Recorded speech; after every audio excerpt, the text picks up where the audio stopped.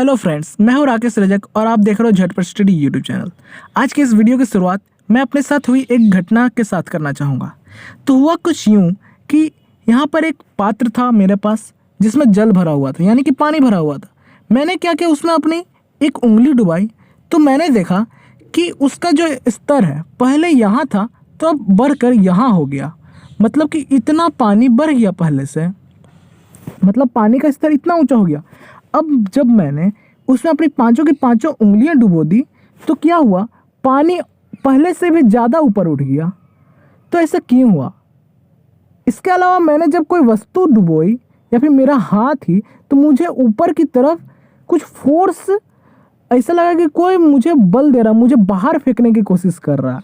और मेरा वजन जो है, मतलब कोई भी वस्तु अगर मैं इसमें रखूं, पानी के अंदर मैंने डुबाया तो उसका वजन पहले से मुझे कम प्रतीत होने लगा, हल्का महसूस होने लगा। बाहर मैंने निकाला तो बाहर भारी था, पर भीतर पानी के भीतर मुझे हल्का लगने लगा। तो ऐसा क्यों हुआ? आज हम लोग इसी को जानेंगे कि ऐसा क्यों हो रहा है। इस घटना के बारे में वैज्ञानिक आर्किमिडीज ने एक सिद्धांत दिया जिसे आर्किमिडीज प्रिंसिपल या आर्किमिडीज का सिद्धांत कहते हैं। तो उन्होंने कुछ यूं कहा कि जब कोई वस्तु किसी द्रव में पूरी अथवा आंशिक रूप से डुबोई जाती है तो उसके भार में कमी का आभास होता है। भार में यह आभासी कमी वस्तु द्वारा हटाए गए द्रव के भार के बराबर होता है। थोड़ा सा कॉम्प्लेक्स है, समझ नहीं आया है ना?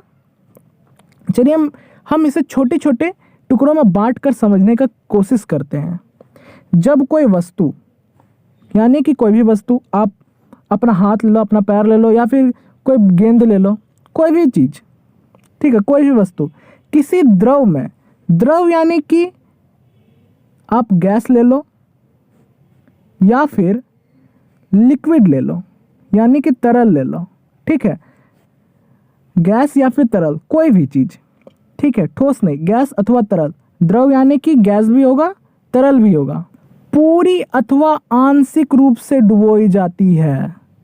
अर्थात अगर कोई द्रव है, इसमें किसी वस्तु को आपने आधा डुबोया, बस यहीं तक डुबो के छोड़ दिया, या फिर आपने इस वस्तु को पूरा ही डुबो के रख दिया, पूरा ही डुबो के रख दिया, ठीक है, तो उस केस में ये प्रिंसिपल लागू होगा। ठीक है, इसमें यह कहा गया है। क्या है प्रिंसिपल? हमें क्या पहले देखने को मिलेगा? अगर उसको डुबाएंगे तो उसका भार में कमी का आभास होगा। ठीक है, आप भी कुछ अपना बॉल ही लेकर किसी पानी में, अगर आप नीचे मतलब पानी के भीतर में डुबाओगे तो उसका भार में कमी महसूस होगा। कुछ भारी चीज़, ईंट ही ले लो और उसको पानी के भीतर में रखो, भार में कमी का आभास हो रहा है हम लोग को। ठीक है, ये हुई घटना, ये घटना हो रही है।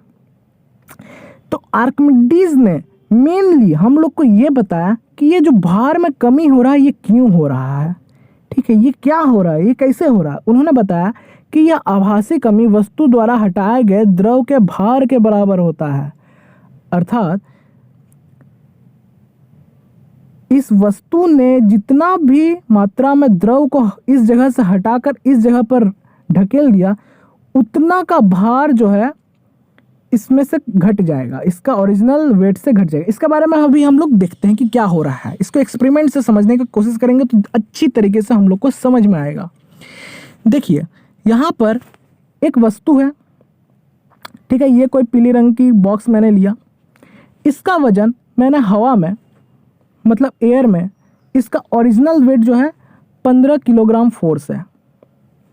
ठीक है, वास्तविक वजन 15 किलोग्राम फोर्स है, ये ओरिजिनल तरल के बाहर में। ठीक है, मतलब मैं जिसमें डुबोने वाला हूँ उसके बाहर में इसका वजन, मतलब हवा में 15 kgf है। अब देखो अब क्या हो रहा है। अब मैंने इसे जब पानी में रखा तो क्या हुआ कि इसका तरल का जो स्तर है इसमें वृद्धि हो गया। ठीक है, जो पानी का स्तर था यह बढ़ गया, द्रव के स्तर में वृद्धि हो गया। भार में कमी का आभास, ये तो हमने देख ही लिया कि इसका भार में कमी हो रहा है। द्रव के द्वारा ऊपर की ओर बल का लगना, इसके बारे में अभी थोड़ी देर में हम लोग समझेंगे। देखिए, ये जो वजन है पहले 15 था, पर अब हो गया कितना? 10। ये हम लोगों ने इसको पकड़ के रखा, ये पानी में तैर नहीं रही है, ठीक है। ये हमने पकड़ के रखा है इस वस्तु को पानी के भीतर में, ठीक है। तो इसका वजन अभी 10 नज़र आ रहा है, पहले कितना था, पहले 15 था। तो भार में कमी कितना हुआ, 5 का, ठीक है। 5 किलोग्राम कम गया इसका भार, इसका वजन 5 केजी कम गया। तो इसका मतलब क्या, इसका मतलब कि कोई इधर से भी बल लगा रहा होगा जिसके कारण ये भार में कमी आई। आप नहीं समझे, चलिए एक छोटा सा एक्सपेरिमेंट आप खुद कीजिए। आप एक बर्तन लीजिए जिसमें पानी भरा हुआ है, एक बॉल लीजिए थोड़ा सा भारी या फिर थोड़ा हल्का, हल्का ही लीजिएगा, ठीक है। तो उस बॉल को जब आप पानी के अंदर में, ठीक है, बहुत भीतर तक ज़बरदस्ती घुसाने की कोशिश करोगे तो आपको लगेगा कि कोई नीचे से भी फोर्स एक्ट कर रहा है, कोई नीचे से भी आपको ढकेलने की कोशिश कर रहा है। और जब आप अपना हाथ हटा लोगे, ठीक है, अपना हाथ हटा लोगे तो बॉल एकदम सटाक से ऊपर पानी में तैरने लग जाएगा, नीचे से ऊपर चला जाएगा। तो ऐसा क्यों हुआ, क्योंकि नीचे से ऊपर की ओर पानी ने वस्तु के ऊपर बल लगाया, ठीक है। द्रव के द्वारा ऊपर की ओर बल लगाया गया, जिसके कारण ये घटना हो रही है। अब देखो, ये 2 लड़का है, ये पंजा लड़ा रहे हैं। तो इसने मान लिया कि 15 न्यूटन का फोर्स लगाया इस साइड में, और इसने बस 5 न्यूटन का फोर्स लगाया इस डायरेक्शन में। तो हुआ क्या, अल्टीमेटली इसने 10 न्यूटन का फोर्स इससे ज़्यादा लगाया है कि नहीं। इस बंदे ने 10 न्यूटन का फोर्स ज़्यादा लगाया इसके रिस्पेक्ट में, इसने बस 5 लगाया, इसने 15 लगाया, मतलब कि 10 न्यूटन ज़्यादा लगाया। तो क्या होगा, ये जीत जाएगा, ये जीत जाएगा क्योंकि इसने 10 न्यूटन ज़्यादा लगाया, और ये इस साइड में ढकेल देगा, इसका हाथ को गिरा देगा।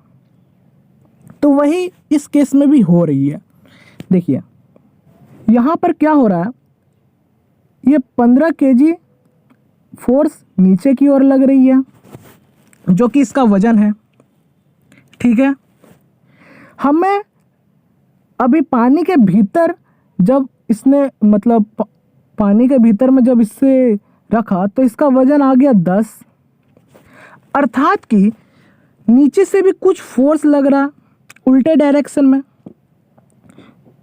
तो फोर्स लग रहा है ऊपर 15, ऊपर से नीचे की ओर, नीचे से ऊपर मान लेते हैं कि एक्स फोर्स लग रहा है, ठीक है। नीचे से ऊपर की ओर मतलब द्रव के द्वारा लगाया गया बल एक्स है, माइनस एक्स होगा क्योंकि दोनों ही ऑपोजिट डायरेक्शन में है, ठीक है। ऑपोजिट डायरेक्शन, एक नीचे लग रहा है, दूसरा ऊपर लग रहा है। तो ये 15 माइनस एक्स हुआ, जिसके कारण हम लोग को अल्टीमेटली 10 किलोग्राम वजन नज़र आ रहा है, रीडिंग मिल रहा है। तो इसका मतलब ये फोर्स क्या हुआ, ये फोर्स हुआ 15 माइनस 10, मतलब कि ये जो 15 माइनस 10 है ये क्या है, भार में कमी है। ये क्या आ रही है, भार में कमी को ही प्रदर्शित कर रहा।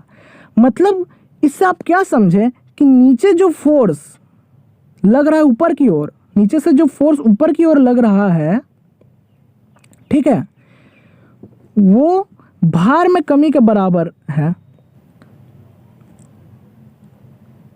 देखिए यहाँ लिखा है भार में कमी जो है वो वास्तविक वजन माइनस द्रव में वजन के बराबर है। हमने देखा वास्तविक वजन 15 है, द्रव में वजन 10 है, मतलब कि 5 किलोग्राम का कमी हुआ। और अभी हमने देखा कि द्रव द्वारा वस्तु में ऊपर की ओर लगाया गया बल भार में कमी के बराबर है। तो हम लोग कह सकते हैं, हम लोग ये इक्वेशन लास्ट में बना सकते हैं, भार में कमी इज इक्वल टू वास्तविक वजन माइनस द्रव में वजन, जो कि बराबर है द्रव द्वारा वस्तु के और ऊपर की ओर लगाया गया बल, ठीक है। ये जो ऊपर लग रहा है mg यानी कि वेट यानी कि भार, mg क्या होता है, वेट होता है, ठीक है, यानी मास इनटू एक्सेलरेशन, वो वाला वेट। अब देखिए यहाँ पर ये पानी के भीतर हम लोगों ने वस्तु को रखा है, जिसके वजह से पानी का स्तर इतना बढ़ गया। अब हम लोग को ये देखना है कि ये जो पानी डिस्प्लेस हुआ, ठीक है, इतना पानी का स्तर जो बढ़ा है, इसका वजन कितना है?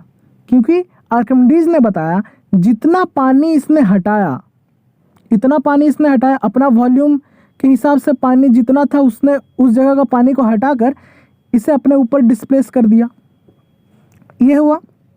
तो ये जितना भी हटाया पानी वो बराबर होता है भार में कमी, जितना भार में कमी हुआ उसके बराबर हो रहा है, यह आर्किमिडीज ने बताया था।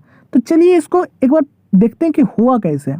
तो ये जो पानी डिस्प्लेस हुआ इसके ऊपर, इसको हमने साइड से निकाल दिया, साइड से निकाल के यहाँ पर भर दिया, ठीक है।